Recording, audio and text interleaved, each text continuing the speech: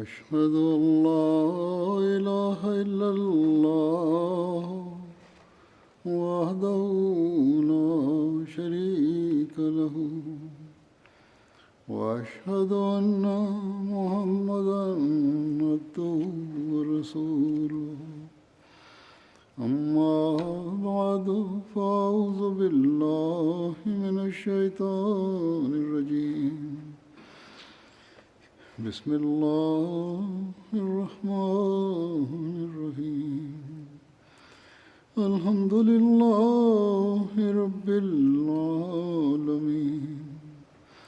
الرحمن الرحيم مالك يوم الدين إياك نعبد وإياك نستعين اهدنا الصراط المستقيم صراط الذين أنعمت عليهم غير المغضوب عليهم ولا الضالين.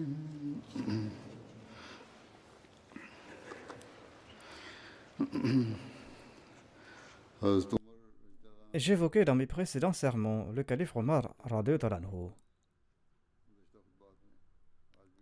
Et je continuerai sur le même thème aujourd'hui.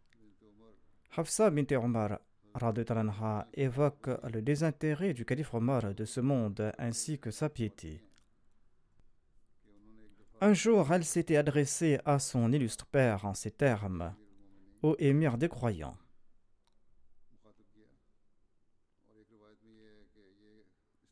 selon un autre récit, elle aurait demandé: Ô mon père.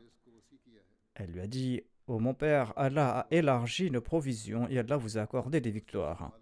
Et Allah vous a accordé une quantité de richesses. Pourquoi ne consommez-vous pas des aliments faciles à mâcher? Et pourquoi est-ce que vous ne portez pas des vêtements beaucoup plus moelleux? Le calife Omar radhiyallahu anhu a répondu: Je te demande de rendre le verdict toi-même. Tu as oublié toute la rigueur qu'a dû endurer le saint prophète Mohammed lui au cours de sa vie.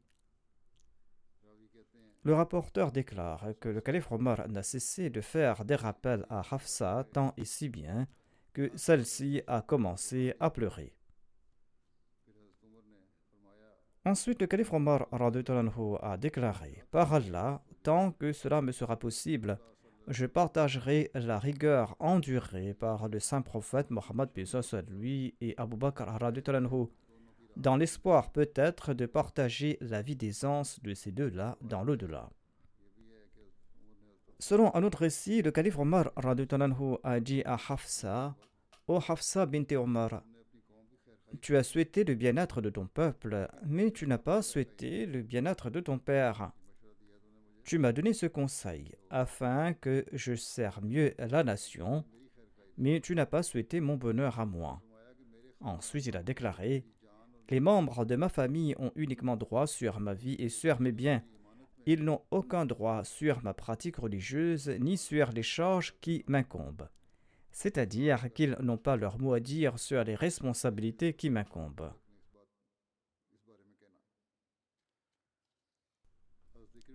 Ikrama bin Khalid déclare: Hafsa et Abdullah et quelques autres individus ont dit au calife Omar radhiyallahu anhu que si vous consommez des aliments plus nourrissants, vous serez plus robuste pour accomplir vos tâches. Le calife Omar a demandé: Est-ce là votre opinion à vous tous? Oui, ont-ils répondu à l'unanimité. Le calife Omar a déclaré: J'ai compris votre compassion à mon égard. Mais si j'abandonne la voie de mes deux amis, c'est-à-dire le saint prophète Mohammed lui et Abu Bakr, eh bien si j'abandonne leur voie, je ne pourrai pas les atteindre.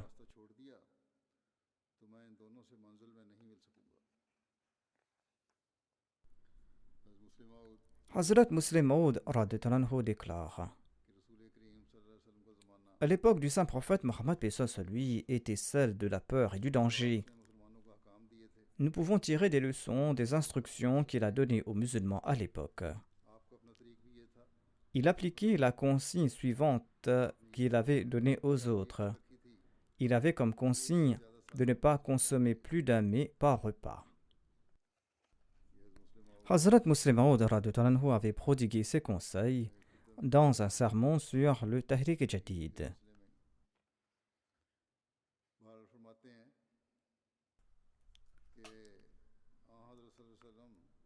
Il déclare: le saint prophète Mohammed paix soit sur lui avait donné comme consigne de ne pas consommer plus d'un mets par repas.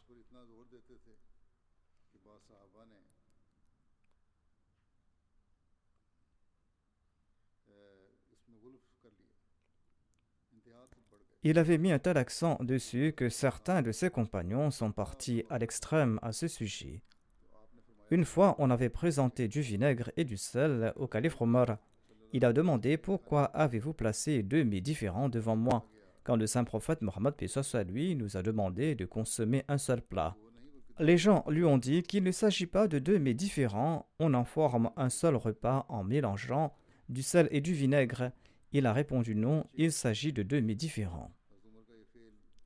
Cette action de Omar radhiyallahu anhu découlant de l'amour du saint prophète Mohammed paix soit sur lui semble être extrême.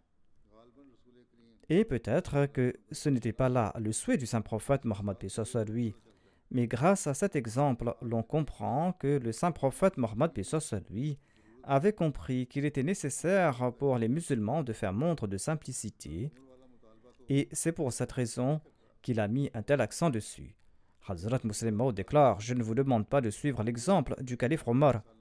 Je ne vous dis pas que le sel est un mets et que le vinaigre est un mets différent, mais je vous fais la recommandation suivante pour les 3 prochaines années.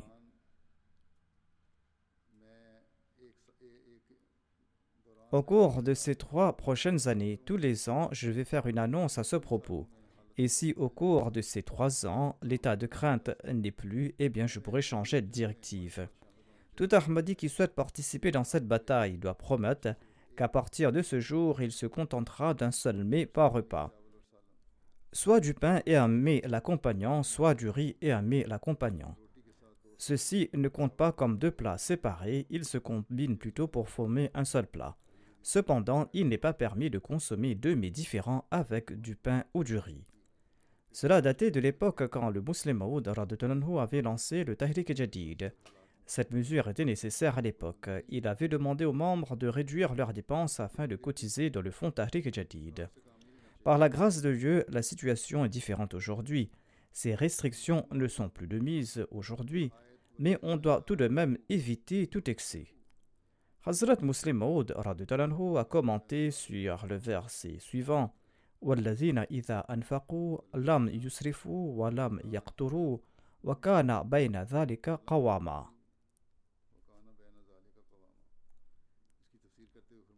En commentant sur ce verset, Allah déclare que celui qui souhaite être un serviteur du Dieu Ar-Rahman doit respecter ces 2 conditions lorsqu'il dépense ses biens.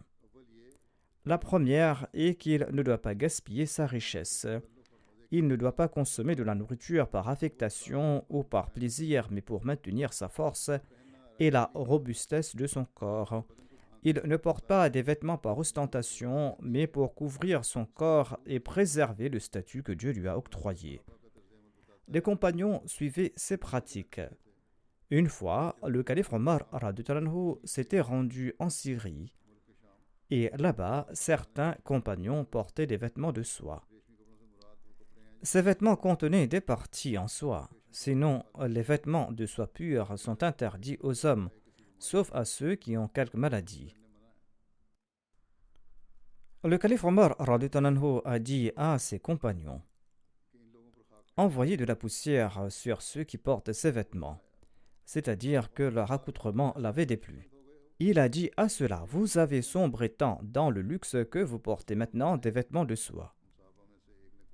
L'un de ses compagnons a remonté sa chemise de soie pour révéler qu'il portait en dessous des chemises de fibres de coton grossières. Il a dit au calife Omar: nous ne portons pas ces vêtements en soie parce que nous les aimons, mais parce que c'est le style des gens de ce pays. Depuis l'enfance, ils ont été habitués à voir leur chef vivant dans une grande splendeur.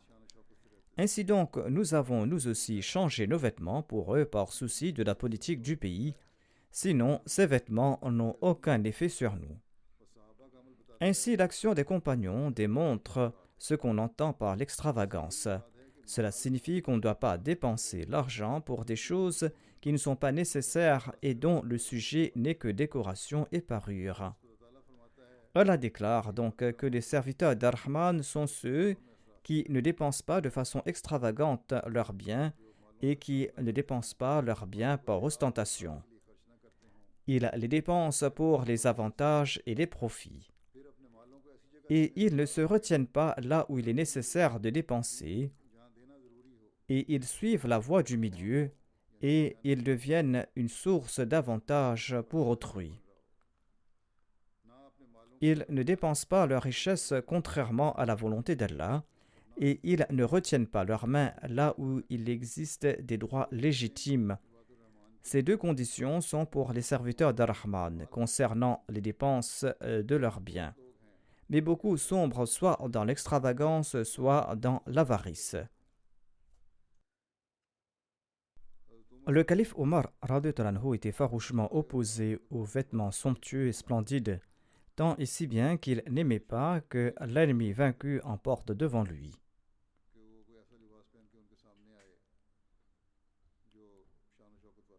Il n'aimait pas que l'ennemi portait devant lui des vêtements somptueux et splendides. On trouve les détails dans l'incident du général persan Hormuzan. J'ai déjà mentionné ce récit dans le passé, je le cite de nouveau ici, en guise d'exemple.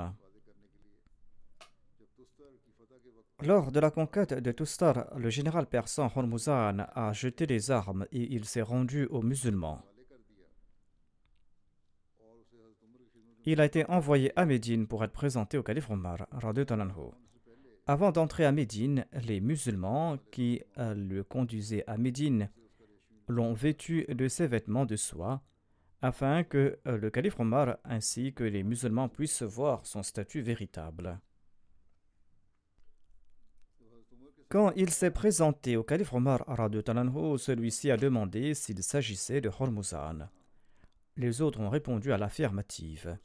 Le calife Omar radhiyallahu anhu l'a regardé attentivement ainsi que les vêtements qu'il portait et a déclaré « Je cherche refuge auprès d'Allah contre le feu et je demande à Allah son aide. » Les gens de la caravane ont dit qu'il s'agissait de Hormuzan et lui ont demandé de lui parler. Le calife Omar a répondu « Certainement non, tant qu'il n'enlève pas ses vêtements scintillants et ses bijoux. » Et le calife Omar lui a parlé quand on a enlevé tous ses vêtements et ses bijoux. On peut comprendre le degré d'humilité et la piété du calife Omar radhiyallahu anhu grâce à ce récit suivant. Urwa bin Zubair relate « J'ai vu Omar bin Khattab portant une outre d'eau sur l'épaule. Je lui ai dit « Ô émir des croyants, il n'est pas approprié pour vous d'importer. » Il a répondu « Lorsque les délégations de différentes nations sont venues à moi et ont fait montre d'obéissance à mon égard, eh bien, je me sentais fier. J'ai ressenti de la fierté en moi. Et j'ai compris qu'il était nécessaire de détruire cette fierté, et ce, en portant cette outre d'eau. »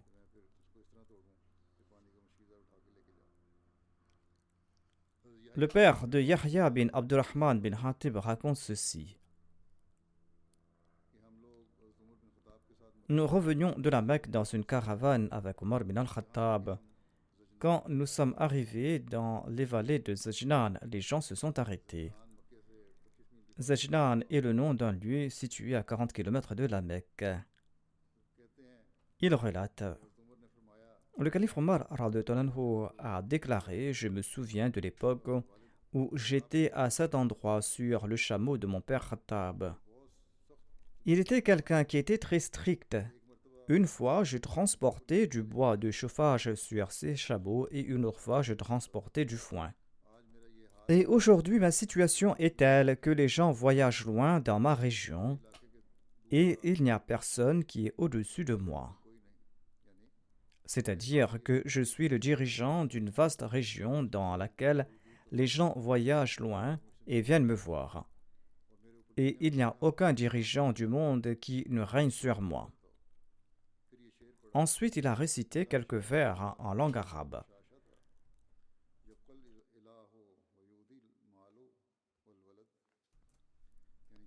C'est-à-dire, tout ce que vous voyez n'a aucune réalité, sauf une joie temporaire. Seul Dieu demeurera pour toujours, tandis que richesse et enfants vont périr. Le premier calife de la communauté Ahmadiyya déclare à ce propos: quand le calife Omar est retourné du Hajj, il s'est tenu tout près d'un arbre. Hudhayfa, qui avait une relation très informelle avec le calife, a osé lui demander la raison. Le calife Omar a répondu: il fut un temps où je faisais paître un de mes chameaux et mon père m'avait réprimandé sous cet arbre. Maintenant, non seulement des chameaux, mais des millions de personnes sont prêtes à mourir pour moi au doigt et à l'œil. Hazrat Muslim Maud déclare à ce propos: n'est-il pas surprenant qu'un paître de chameaux soit devenu un grand roi, et non seulement un roi mondain, mais aussi un roi spirituel? Le calife Omar avait l'habitude de faire paître des chameaux durant sa jeunesse. Une fois, il s'est rendu pour le Hajj et il s'est arrêté à un endroit sur le chemin.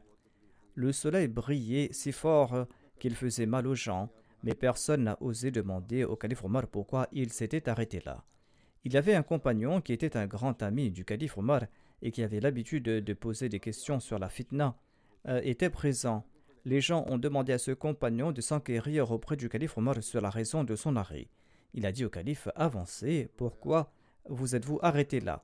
Le calife Omar a répondu: je me tiens ici parce qu'une fois j'étais fatigué de faire paître des chameaux et j'étais allongé sous cet arbre. Mon père est venu et il m'a frappé en disant: est-ce que je t'avais envoyé ici pour dormir? Telle était ma condition à une époque, mais ayant accepté le saint prophète Mohammed, paix soit lui, Dieu m'a élevé un statut que si je le demande à des millions de personnes, elles seraient prêtes à mourir pour moi. Cet incident, ainsi que de nombreux autres incidents similaires, démontrent dans quelles conditions se trouvaient les compagnons du saint prophète Mohammed, paix soit lui, et quelles étaient leurs conditions après avoir suivi le saint prophète Mohammed, paix soit lui. Ils ont acquis un statut et une savoir octroyés à personne d'autre. Le musulman déclare: j'ai relaté cet incident parce qu'un éleveur de chameaux a acquis un savoir de la religion et du monde que personne n'a pu saisir. D'une part, regardez ceux qui font paître des chameaux et des chèvres et à quel point ils semblent être loin de la connaissance, et d'autre part, les éclairés d'Europe, très au fait de la gestion des affaires de l'État, honorent les lois faites par le calife Omar radhiyallahu anhu. Quelle est la relation entre le paître de chameaux et la gouvernance d'un empire? Mais les accomplissements du calife Omar sont tels que le monde se prosterne devant lui et loue sa maîtrise de la politique. Le calife Abu Bakr radhiyallahu anhu était un simple commerçant, mais maintenant le monde se demande d'où il a obtenu cette compréhension et cet intellect et cette pensée. J'informe le monde qu'ils ont tout acquis du Saint-Coran. Ils ont médité sur le Coran et c'est pour cette raison qu'ils ont su ce que le monde entier ne savait pas. Car si l'on utilise le Saint-Coran pour se purifier le cœur, eh bien celui-ci devient si pur que l'on pourra y acquérir toutes les sciences du monde. Et une telle porte s'ouvre à l'homme que rien ne peut arrêter ce savoir qui descend sur le cœur. Par conséquent, il est nécessaire pour chaque être humain de tenter de lire le Saint-Coran et de méditer sur les préceptes du Saint-Coran.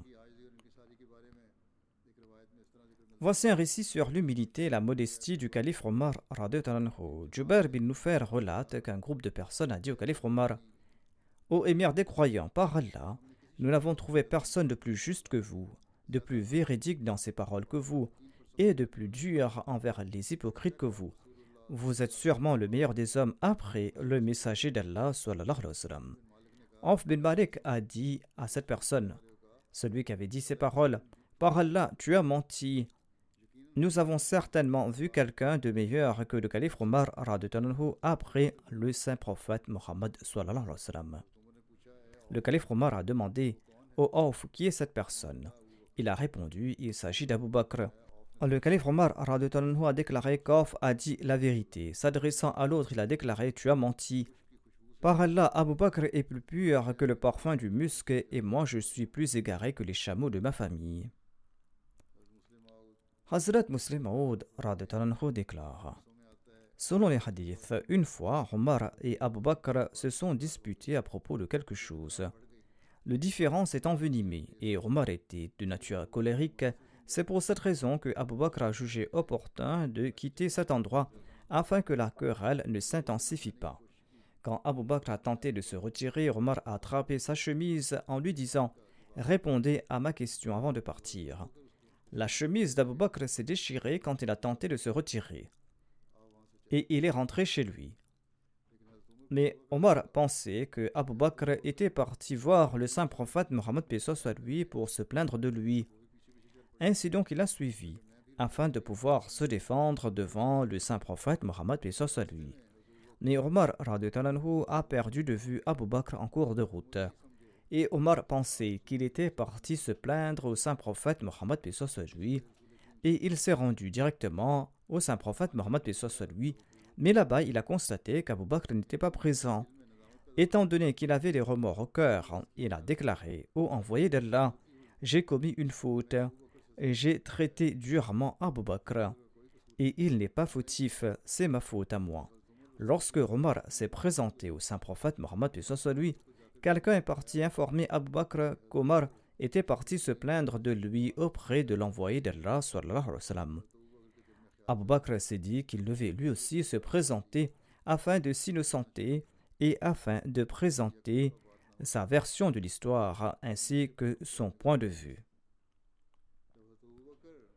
Quand Abu Bakr s'est présenté au saint prophète Mohammed sallallahu alayhi wa sallam, Omar lui disait ceci: « Ô envoyé d'Allah, j'ai commis une erreur en confrontant Abu Bakr et j'ai déchiré sa chemise. » Quand le saint prophète Mohammed paix soit lui a entendu cela, des signes de la colère sont apparus sur son visage. Il a déclaré aux gens: « Que se passe-t-il avec vous? Quand le monde entier me reniait et quand vous étiez tous contre moi, c'est Abu Bakr qui a cru en moi et c'est lui qui m'a accordé tout type de soutien. » Ensuite, il a déclaré tristement: « Ne cesserez-vous pas de nous tourmenter, moi et Abu Bakr ?» Quand il disait cela, Abu Bakr est entré. Voici l'exemple d'un vrai amour. Au lieu de présenter l'excuse que ce n'était pas ma faute mais celle de Omar, quand Abu Bakr est entré en tant que véritable amoureux, il ne pouvait pas supporter que le saint prophète paix soit lui soit blessé à cause de lui. Par conséquent, dès que Abu Bakr s'est présenté, il s'est agenouillé devant le saint prophète Mohammed paix soit lui et il a déclaré: « Ô envoyé d'Allah, ce n'est pas la faute de Omar, c'est la mienne. »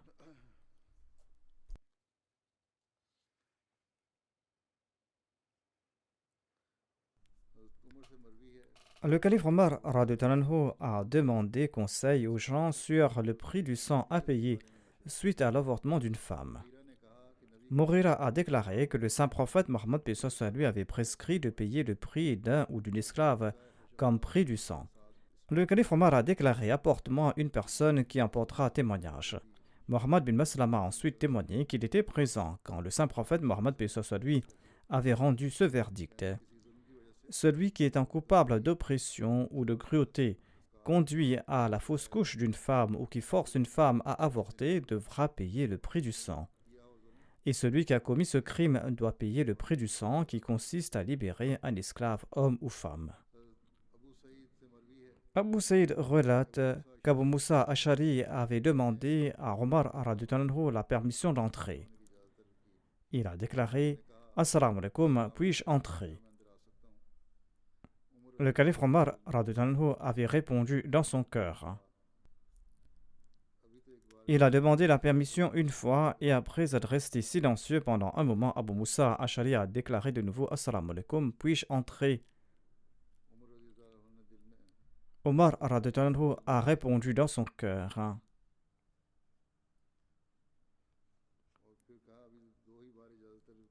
Il n'avait demandé la permission que 2 fois, et après être resté silencieux pendant un moment, Abu Moussa a de nouveau demandé: « Assalamu alaikum, puis-je entrer ?»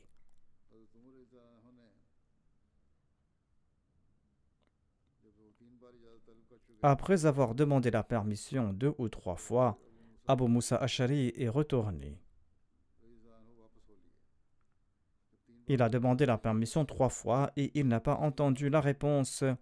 C'est pour cette raison qu'il est rentré. Omar radhiyallahu anhu a demandé au portier: qu'est-ce que Abu Musa a fait? Il a répondu: il est reparti.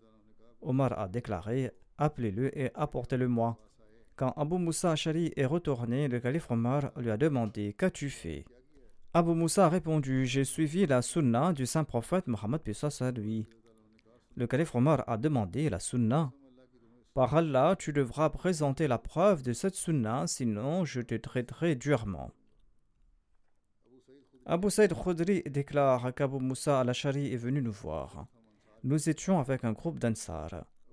Abu Musa al-Ash'ari a déclaré aux gens des Ansar: ne connaissez-vous pas les hadiths mieux que les autres?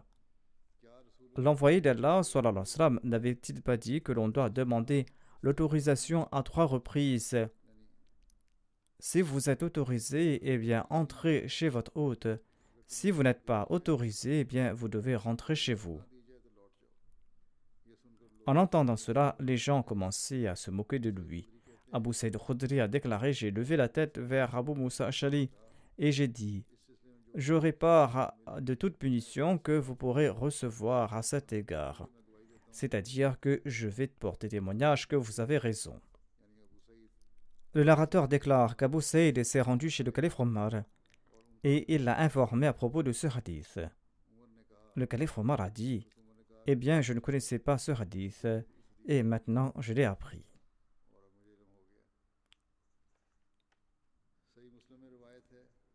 Selon le Sahih Muslim, Abu Huraira relate ceci: nous étions assis autour du saint prophète Mohammed paix soit sur lui. Abu Bakr et Omar et d'autres personnes étaient présentes. Le saint prophète Mohammed paix soit sur lui s'est levé et il nous a quittés. Et il tardait à rentrer et nous avions peur qu'il ne retourne plus. Nous étions tout anxieux et nous sommes partis. J'étais le premier à m'inquiéter et c'est pour cette raison que je suis parti à la recherche du messager d'Allah sallallahu alayhi wa sallam. Je suis arrivé tout près d'un verger des Ansar qui appartenait au Banu Najjar. J'ai fait le tour du jardin pour chercher la porte, mais je n'en ai pas trouvé. J'ai vu un grand courant d'eau couler d'un puits vers le jardin et j'ai pénétré dans le canal tel un renard et je me suis rendu chez le messager d'Allah. Et le saint prophète Mohammed paix soit sur lui a demandé: est-ce Abu Huraira? J'ai répondu: oui, ô envoyé d'Allah.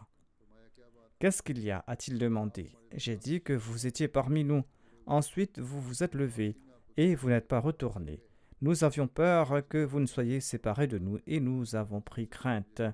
J'étais le premier à m'inquiéter et je suis venu dans ce jardin et j'y suis entré comme un renard et les autres sont derrière moi. Le saint prophète paix soit sur lui a déclaré: ô Abu Huraira, prends mes chaussures. Prends ces chaussures et annonce la bonne nouvelle du paradis à celui que tu rencontreras de l'autre côté du verger et qui témoignera que nul n'est digne d'adoration sauf Allah et qui y croit sincèrement. Omar radhiyallahu anhu était le premier que j'ai rencontré quand je suis parti. Il m'a demandé: ô Abu Huraira, d'où viennent ces chaussures? J'ai répondu: elles appartiennent à l'envoyé d'Allah sallallahu alayhi wa sallam et il me les a offertes en guise de signe et il m'a demandé d'annoncer la bonne nouvelle du paradis à celui que je rencontrerai et qui témoignera que nul n'est digne d'adoration sauf Allah et qui y croit sincèrement.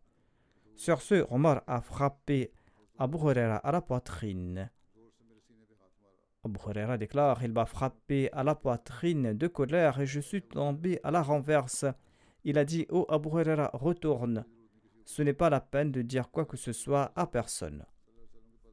Abu Huraira déclare: je suis retourné vers le saint prophète paix soit sur lui et j'étais sur le point de pleurer quand Omar est venu après moi. Le saint prophète a demandé: ô Abu Huraira, que t'est-il arrivé? J'ai dit que j'ai rencontré Omar et je lui ai transmis votre message. Et Omar m'a frappé fort à la poitrine et je suis tombé à la renverse et il m'a dit de rentrer. L'envoyé d'Allah sallallahu alayhi wa sallam a demandé: ô Omar, pourquoi tu fais cela? Omar a déclaré: Ô messager d'Allah, que mes parents soient sacrifiés pour vous. Avez-vous envoyé Abu Huraira avec vos chaussures pour annoncer la bonne nouvelle du paradis à celui qu'il rencontrera et qui témoignera que nul n'est digne d'adoration sauf Allah et qui y croit sincèrement? Le saint prophète, paix soit sur lui, a répondu oui. Sur ce, Omar a répondu: Ne faites pas cela, car j'ai peur que les gens se contentent de cette déclaration. Il vaut mieux les encourager à accomplir de bonnes œuvres. Conseillez-leur d'accomplir de bonnes œuvres et qu'ils mettent en pratique les commandements de Dieu afin qu'ils soient de véritables croyants.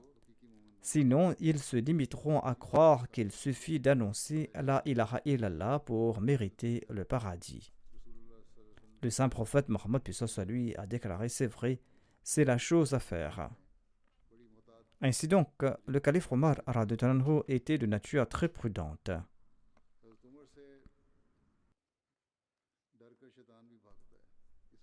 Il existe des récits sur le fait que Satan s'enfuit par peur devant Omar radhiyallahu anhu. Selon le Sahih al-Bukhari, Saad bin Waqqas relate que Omar bin Khattab avait demandé la permission au saint prophète, puis soit sur lui, d'entrer. Certaines femmes des Korachites étaient assises là-bas et lui parlaient et lui demandaient plus d'argent. Leur voix était plus forte que la voix du saint prophète Mohammed, puis soit sur lui. Quand Omar bin Khattab a demandé la permission d'entrer, eh bien ces femmes se sont levées et se sont précipitées derrière le rideau. L'envoyé d'Allah a permis à Omar d'entrer. Et lorsque Omar est entré, le saint prophète Mohammed, paix soit sur lui, riait. Omar radhiyallahu anhu a déclaré: Ô prophète d'Allah, que vous soyez toujours de bonne humeur. L'envoyé d'Allah a déclaré: Je suis étonné avec ces femmes qui étaient présentes. Quand elles ont entendu votre voix, elles se sont précipitées derrière le rideau. Omar a déclaré: Ô messager d'Allah, vous êtes plus digne d'être craint que moi. Omar a dit à ces femmes: Ô ennemis de vos âmes, avez-vous peur de moi et ne craignez-vous pas le messager d'Allah sallallahu alayhi wa sallam? Elles ont répondu: Oui, vous avez un tempérament très strict et un cœur dur. L'envoyé d'Allah sallallahu alayhi wa sallam n'est pas comme cela. Le saint prophète, paix soit sur lui, a déclaré: Ô fils de Khattab, je jure par celui qui détient mon âme, chaque fois que Satan a croisé ton chemin, il a sûrement quitté ce chemin et il a pris un autre chemin. Aïcha radhiyallahu anha relate: Une fois, l'envoyé d'Allah sallallahu alayhi wa sallam nous rendait visite et nous avons entendu du bruit et des voix d'enfants. L'envoyé d'Allah s'est levé et il y avait une femme d'Abyssinie qui dansait et qui faisait des tours et les enfants étaient rassemblés autour d'elle.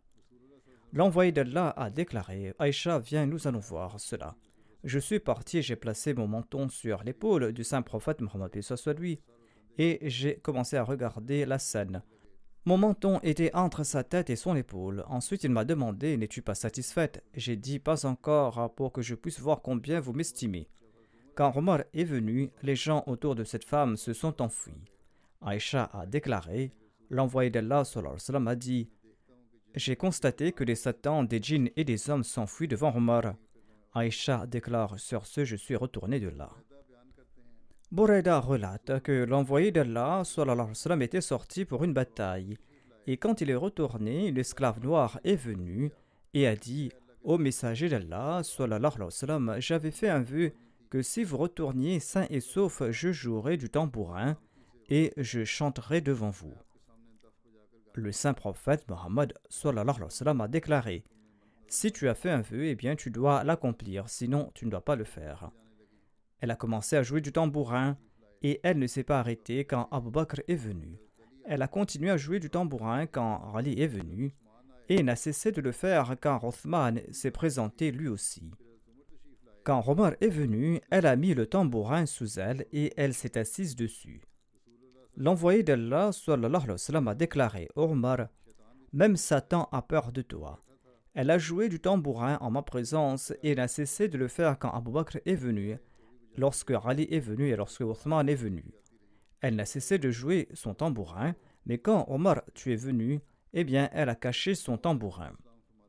Le Messie premier Islam déclare: Le saint prophète Mohammed, paix soit sur lui, avait dit à Omar radhiyallahu anhu que si Satan croise ton chemin, il prendra un autre chemin et il aura peur de toi. Cela prouve que Satan prenait la fuite devant Omar radhiyallahu anhu comme un lâche impuissant.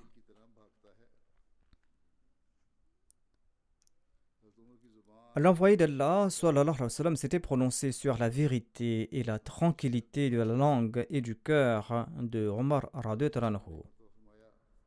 Abdullah bin Omar relate que le saint prophète Mohammed lui avait déclaré: Allah a révélé la vérité sur la langue et sur le cœur de Omar radhiyallahu anhu. Ibn Abbas raconte que son frère Fadl a déclaré: J'ai entendu l'envoyé d'Allah sallallahu alayhi wa sallam déclarer: Omar bin Khattab est avec moi où je veux et je suis avec lui où il le veut. Et après moi, la vérité sera là où se trouve Omar bin Khattab. Ali radhiyallahu anhu déclare: Nous avions l'habitude de nous dire que la paix sort de la langue et du cœur de Omar. Hazrat Muslim Maud radhiyallahu anhu a déclaré: L'envoyé d'Allah sallallahu alayhi wa sallam avait dit à l'une de ses épouses de préparer ses bagages. Elle a commencé à préparer ses bagages. Ensuite, il a dit à Aïcha: Prépare de l'orge ou des céréales grillées pour moi. C'était le type de nourriture qui était disponible à l'époque. Ainsi, elle a commencé à tamiser la poussière ou la saleté des graines. Quand Abu Bakr est venu voir sa fille et qu'il a vu tous ses préparatifs, il lui a demandé ce qui se passait et si l'envoyé d'Allah sallallahu alayhi wa sallam partait en voyage. Elle a répondu qu'on dirait qu'il se préparait pour un voyage car il lui avait parlé à ce propos. Abu Bakr a demandé s'il avait l'intention de livrer bataille. Elle a répondu qu'elle ne savait rien. L'envoyé d'Allah sallallahu alayhi wa sallam avait dit: Préparez mes bagages pour le voyage et nous le faisons. Après 2 ou 3 jours, le saint prophète Mohammed lui a appelé Abu Bakr et Omar et il a déclaré: Vous savez que les gens des Khouza étaient venus et m'ont parlé d'un incident à propos duquel Dieu m'avait déjà informé. Les habitants de la Mecque ont été coupables de trahison, tandis que nous avions conclu un accord avec eux. Ce sera contraire à la foi que nous devrions avoir peur des gens de la Mecque et de ne pas être prêts à affronter la bravoure et la force des habitants de la Mecque. Nous devons partir là-bas. Quelle est votre opinion à ce propos? Abu Bakr a déclaré au messager d'Allah: Vous avez passé un accord avec eux et ces personnes appartiennent à votre peuple.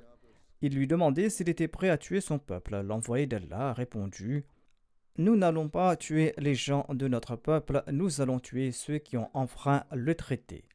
Ensuite, il a demandé à Omar son avis. Ce dernier a répondu: Bismillah, j'avais l'habitude de prier tous les jours que nous puissions combattre les infidèles sous la bannière de l'envoyé d'Allah sallallahu alayhi wa sallam. Le saint prophète Mohammed lui a déclaré: Abu Bakr est de nature très douce, mais les paroles de vérité sortent le plus souvent de la bouche de Omar. Il a dit: Préparez-vous à partir. Il a ensuite envoyé une annonce aux tribus des environs que tous ceux qui croient en Allah et en son messager doivent se rassembler à Médine durant les premiers jours du Ramadan. L'armée a commencé à se réunir à Médine et l'armée comprenait plusieurs milliers de soldats et il est parti se battre. Il y a des récits sur les excellences d'Abu Bakr et de Omar. Abu Saïd Khudri rapporte que l'envoyé d'Allah sallallahu alayhi wa sallam a déclaré: Un des Illiyin va se tourner vers les gens du paradis et la vue de son visage va embraser tout le paradis. Il sera comme une étoile scintillante. Abu Bakr et Omar feront partie de ces personnes. Tous deux sont excellents. Abu Uthman déclare que l'envoyé d'Allah sallallahu alayhi wa sallam a envoyé Amr bin As comme officier de l'armée de Dhat Salasil. Dhat Salasil est un lieu qui se trouve à un jour de voyage de Médine selon le mode de déplacement de l'époque. Il s'agit d'un puits se trouvant au-delà de la vallée d'Al-Qura dans la région de la tribu de Jazam. Amr bin al-As déclare que quand je suis revenu vers le saint prophète Mohammed lui, je lui ai demandé qui lui était plus cher parmi les gens. Le saint prophète Mohammed lui a répondu: Aïcha. Ensuite j'ai demandé: et de parmi les hommes, qui est le plus cher à vos yeux? Il a répondu: le père d'Aïcha. J'ai demandé qui après lui? Il a répondu: Omar. Ensuite il a mentionné le nom de plusieurs personnes. Anas rapporte que le saint prophète Mohammed lui avait l'habitude de sortir avec ses compagnons de parmi les Muhajirin et les Ansar. tandis qu'ils étaient assis. Si Abu Bakr et Omar étaient présents parmi eux, aucun d'entre eux ne regardait le saint prophète, paix soit sur lui, sauf Abu Bakr et Omar.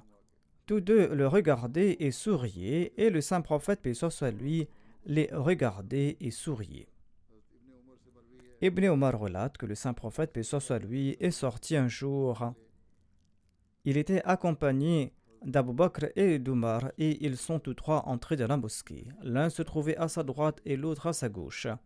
Le saint prophète, paix soit sur lui, leur attrapait la main en disant « Nous serons ressuscités de la même manière le jour de la résurrection. » Abdullah bin Hattam déclare que le saint prophète a regardé Abu Bakr et Omar et il a déclaré « Tous deux sont à la fois des oreilles et des yeux. » Jabir bin Abdullah déclare que Omar a dit à Abu Bakr « Ô meilleur des hommes après le messager d'Allah. » Sur ce, Abu Bakr a répondu « Écoute, si tu dis cela, alors j'ai entendu l'envoyé d'Allah sallallahu alayhi wa sallam déclarer « Le soleil ne s'est levé sur aucun homme qui vaut mieux que Omar. »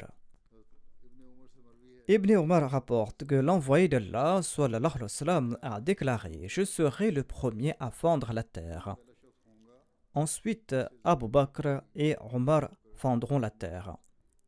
Ensuite, je me tournerai vers les habitants du cimetière de Baki. Ils seront ressuscités avec moi. Et j'attendrai les gens de la Mecque jusqu'à ce que je sois élevé entre les deux sanctuaires saints. Abdullah bin Mas'ud rapporte que le saint prophète Mohammed lui a déclaré « Un des gens du paradis vient à vous. » Abu Bakr est venu. Ensuite, le saint prophète a déclaré « Une des personnes du paradis vient vers vous. » Et c'est Omar qui s'est présenté.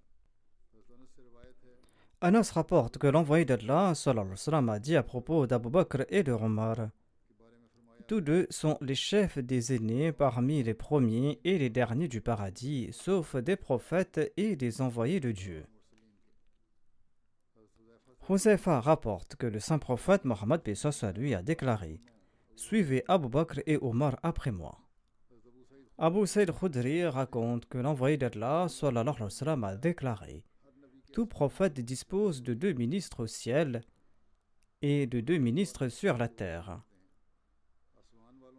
Gabriel et Michaël sont mes 2 ministres au ciel et Abu Bakr et Omar sont mes 2 ministres sur la terre. » Huzaifa relate que nous étions assis avec l'envoyé d'Allah.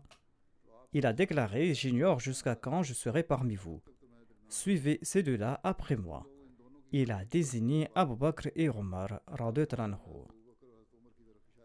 Abu Bakr radhiyallahu anhu relate qu'un jour, le saint prophète Mohammed lui a déclaré « Lequel d'entre vous a vu un rêve ?» Quelqu'un a dit « J'ai vu une balance descendre du ciel. » Ensuite, vous et Abu Bakr, vous avez été pesés et vous étiez plus lourd qu'Abu Bakr. Ensuite, Abu Bakr et Omar ont été pesés et Abu Bakr était plus lourd. Ensuite, Omar et Othman ont été pesés et Omar était plus lourd. Ensuite, la balance a été enlevée. Le narrateur déclare que nous avions vu des signes de déplaisir sur son visage. Selon un autre récit, après avoir entendu un rêve, le saint prophète paix soit lui a déclaré « Il s'agit du califat de la prophétie et après cela, Dieu accordera le royaume à qui il veut. » Abderrer déclare qu'Ali se tenait sur la chair et il a déclaré aux gens « Ne devrais-je pas vous parler du meilleur des hommes dans cette Ummah après le saint prophète paix soit lui ?» Les gens ont dit « Pourquoi pas ?» Ali a déclaré « Il s'agit d'Abu Bakr. » Ensuite, il est resté silencieux pendant un moment. Ensuite, il a déclaré « Puis-je vous parler du meilleur des hommes dans cette Ummah après Abu Bakr ?» Il s'agit de Omar. Abu Juhayfa déclare « J'ai entendu Ali dire que le meilleur dans cette Ummah après le saint prophète paix soit lui et Abu Bakr, ensuite vient Omar. » Inch'Allah, à l'avenir, je présenterai d'autres récits sur le même thème. Ces récits sur le calife Omar vont durer pour un certain temps. Après les prières, je vais diriger les prières funéraires de quelques personnes que je mentionnerai ici. Le premier est Mukarram Kamran Ahmad Saheb Shahid, fils de Nasir Ahmad de Peshawar. Il a été tué par balle par des opposants de l'Ahmadiyya le 9 novembre dernier dans son bureau. Inna lillahi wa inna ilayhi raji'un. Le martyr avait 44 ans. Il travaillait comme comptable dans l'usine de Shafiqur Rahman, qui est un Ahmadi de Peshawar. Un homme armé est entré dans le bureau et il a ouvert le feu. Il a reçu 4 balles et il a été tué sur place. Inna lillahi wa inna ilayhi raji'un. Le tueur s'est échappé après l'incident. L'Ahmadiyya a été introduit dans la famille du défunt martyr par le grand-père maternel de son père, grand-père maternel qui se nommait Hazrat Nabi Bakhsh Saheb. Il était le fils de Fateddin Saheb et il était originaire de Behni Bangar près de Qadian. Il avait prêté le serment d'allégeance sur les mains du Messie premier l'Islam en 1902 et il s'est joint à la communauté Ahmadiyya. Le martyr avait récemment ouvert un magasin et construit un bureau avec son frère. Le propriétaire du bâtiment leur a demandé de quitter les lieux avec un préavis d'1 jour simplement parce qu'il était Ahmadi. Et après cela, la place a été rebaptisée Khatmin Abou Chowk. Les opposants ont marché sur un magasin voisin et l'ont fait vider. Un grand rassemblement a eu lieu tout près de son domicile en octobre et des discours provocateurs ont été prononcés contre la Jamaat là-bas. Ils disent que nous n'avons jamais vu un si grand rassemblement dans cette région. Une atmosphère de haine intense a été créée dans la région. Le martyr s'occupait également des comptes d'une entreprise privée pendant de nombreuses années. Quand ils l'ont licencié en raison de l'opposition, ses employeurs lui ont dit « Votre caractère et votre intégrité sont tels que nous ne pouvons pas vous quitter. Même si c'est pour quelques minutes, venez nous voir. » Et quand ils ont su qu'il a été tué, ils étaient très tristes. Le martyr possédait d'innombrables qualités.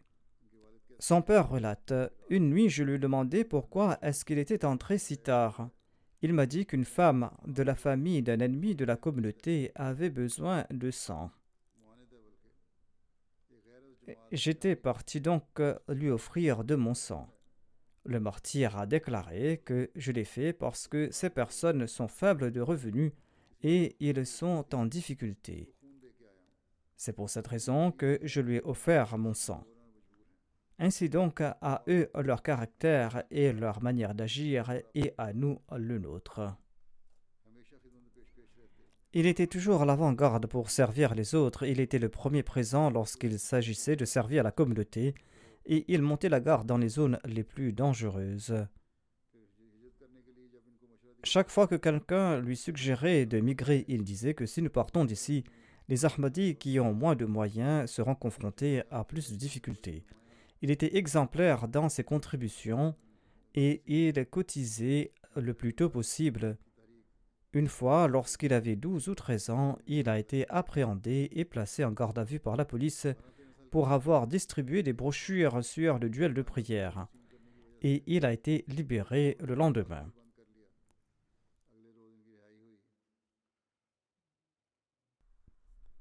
Deux jours avant son martyre, dans un rêve, son père a vu qu'une dame âgée nettoyait sa maison et disait que le 4e calife de la communauté allait venir.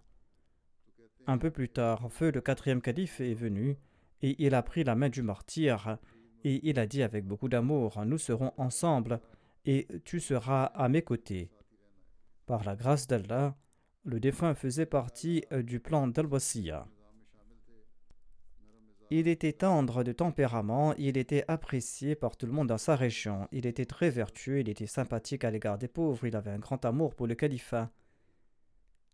Il laisse dans le deuil ses parents, son père Nasir Ahmad ainsi que sa mère, son épouse et 3 enfants âgés de 13, de 11 et de 8 ans.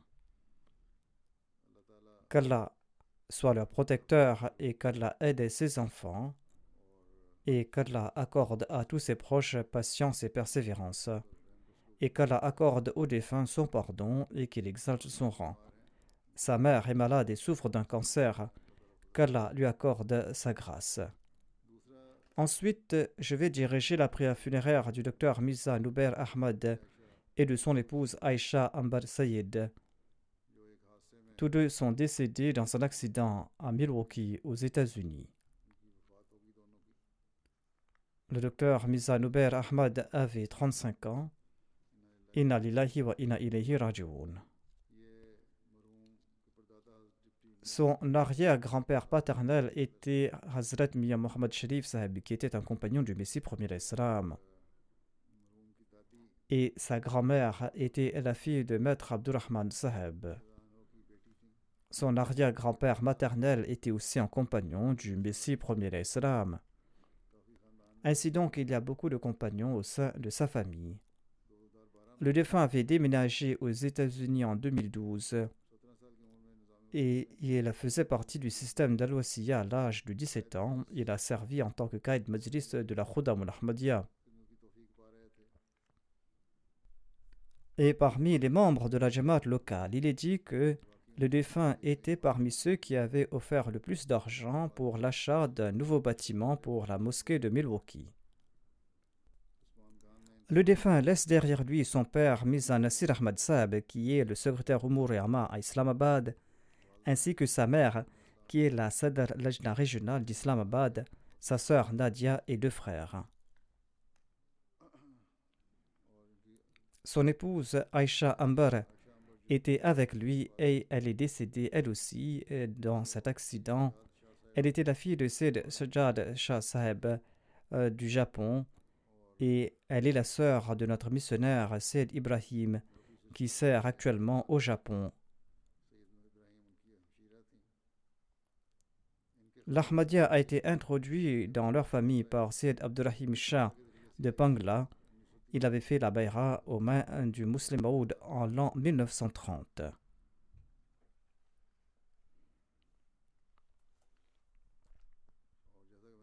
Et comme je l'ai dit, Aisha Ambar était dans cet accident avec son époux et elle est décédée 2 jours plus tard. Elle était un membre actif de l'équipe de la MTR internationale. Elle faisait la traduction en langue japonaise de mes sermons en direct et elle travaillait aussi sur le sous-titrage en langue japonaise. Elle laisse derrière elle son père Sayyid Sajjad Ahmad, sa mère Duresamil Sayed, 3 frères et une sœur.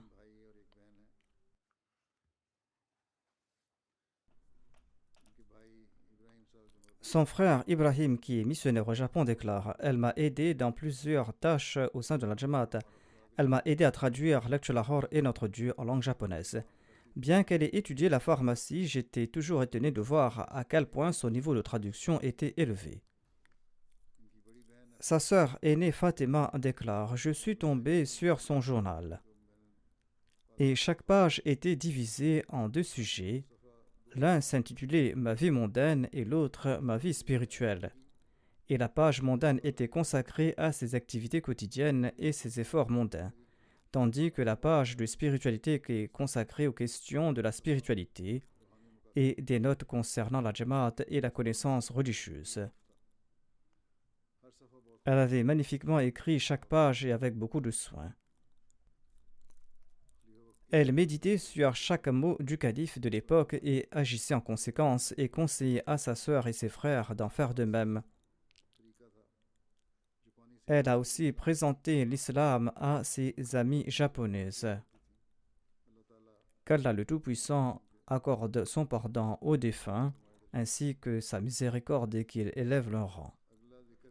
Ensuite, je vais diriger la prière funéraire de Chaudhry Nasir Ahmad Saab, qui occupait le poste de secrétaire mâle de la Jamaat de Clifton à Karachi. Il était le fils de Chaudhry Nasir Ahmad. Il est décédé à l'âge de 69 ans. Inna lillahi wa inna ilayhi raji'un. Au moment de sa disparition, il dirigeait sa femme et son beau-frère dans la prière d'Al-Fajr. Et lors de la prosternation de la 2e rakat, il a eu une crise cardiaque et il est retourné à Allah. Par la grâce de Dieu, il était moussi.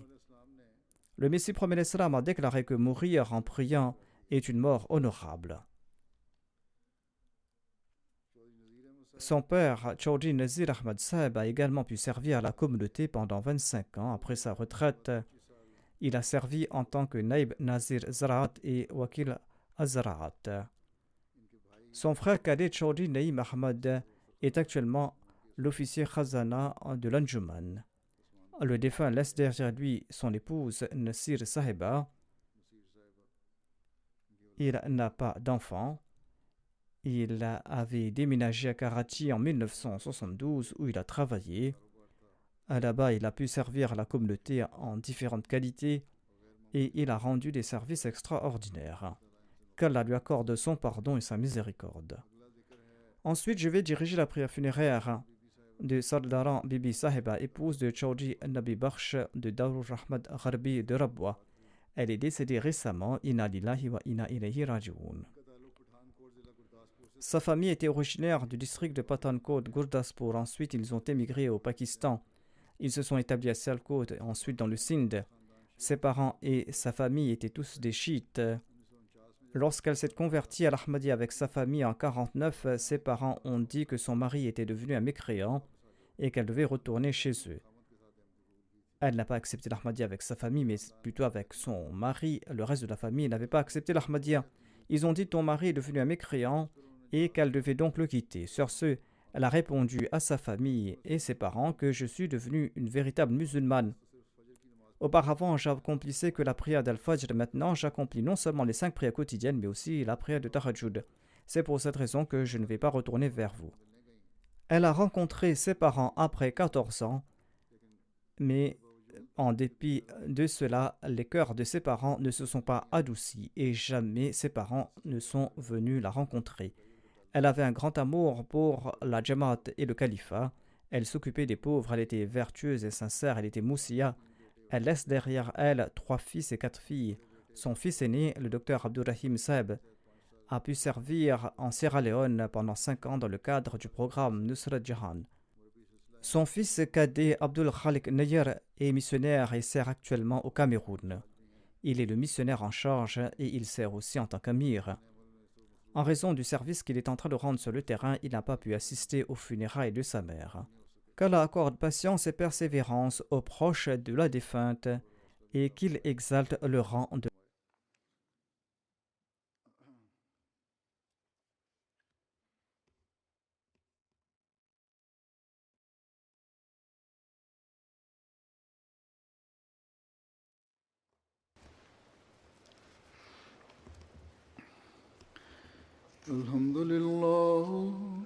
الحمد لله نحمده ونستعينه ونستغفره ونؤمن به ونتوكل عليه ونعوذ بالله من شرور أنفسنا ومن سيئات أعمالنا من يهده الله فلا مضل له ومن يضلل فلا هادي له ونشهد أن لا إله إلا الله ونشهد أن محمدا عبده ورسوله عباد الله رحمكم الله إن الله يأمر بالعدل والإحسان وإيتاء ذي القربى وينهى